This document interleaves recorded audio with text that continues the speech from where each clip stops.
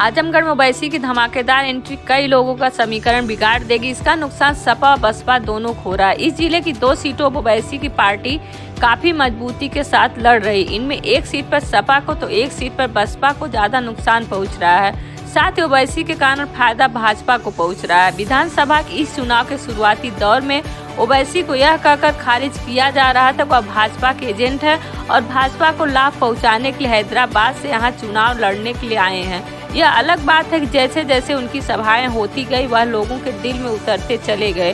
उन्होंने साफ तौर पर कहा कि अब भाजपा खौवा दिखाकर मुसलमानों को और अधिक नहीं छला जा सकता।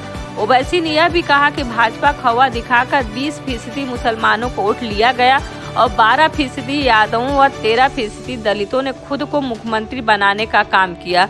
कभी किसी मुसलमान को मुख्यमंत्री बनने का मौका नहीं दिया गया। इसके साथ ही सपा और बसपा में मुसलमान नेताओं की उपेक्षा का मुद्दा भी ओवैसी ने मजबूती के साथ उठाया। आजमगढ़ के साथ साथ पूर्वांचल में मुसलमानों का प्रतिनिधित्व करने वाले उलेमा काउंसिल व पीस पार्टी ने भी इसी तरह की बातें की। इन बातों का मुसलमानों के बीच असर भी हुआ और सपा बसपा से तमाम मुसलमानों का मोह भंग हो गया। यही वजह है कि अचानक ओवैसी भी मजबूत हो गए हैं।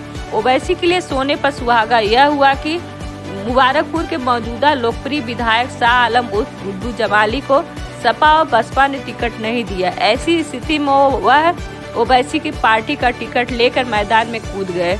मुबारकपुर में जमाली को गरीबों का मसीहा माना जाता है और उनको अपार जन समर्थन भी मिल रहा है। ऐसे में तय है कि यहाँ ओवैसी को फायदा पहुंच रहा है और सपा और बसपा को नुकसान हो रहा है। स्वाभाविक रूप से इसका लाभ भाजपा को ही मिलेगा। इसी तरह से आजमगढ़ जिले की गोपालपुर विधानसभा सीट मुस्लिम बाहुल मानी जाती है।